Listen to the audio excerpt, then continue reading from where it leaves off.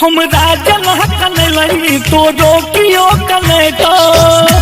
SK Music Recording Studio, Saharsa. तो रोकियो कने तो हमरा जना कनलई तो रोकियो कने तो SK Music Recording Studio, Saharsa. हमरा जना कनलई तो रोकियो कने तो जो बेवफा बेरहम हमरा जना कनलई तो रोकियो कने तो हमरा जना कनलई तो रोकियो कने तो दिल के दर्द की होय छै गे दिल के दर्द की होय छै ओय दिन गे बुझै तो हमरा जना कनलई तो रोकियो कने तो जो बेवफा बेरहम हमरा जना कनलई तो रोकियो कने तो हमरा जना कनलई तो रोकियो कने तो दिल के दर्द की होय छै गे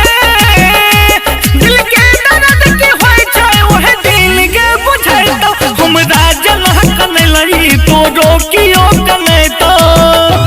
हमरा जना कनलई तो रोकियो कने तो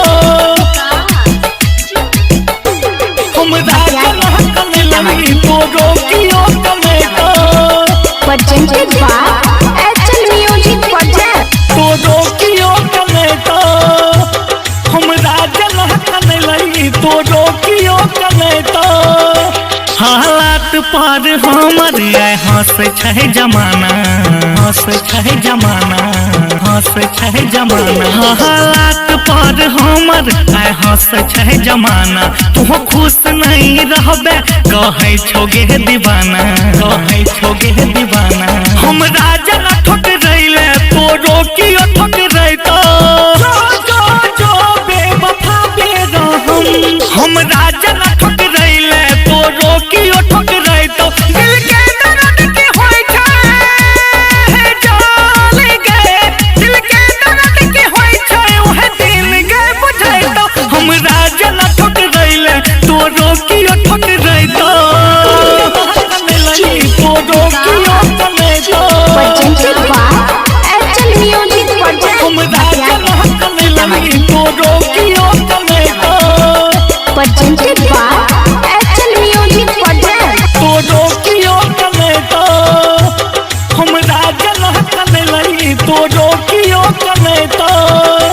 करम के फल पड़तौ भतार तोहरा छोड़तौ करम के फल पड़तौ भतार तोहरा छोड़तौ करम के फल पड़तौ भतार तोहरा छोड़तौ जब याद आए तो हमर आँख में नोर भरतौ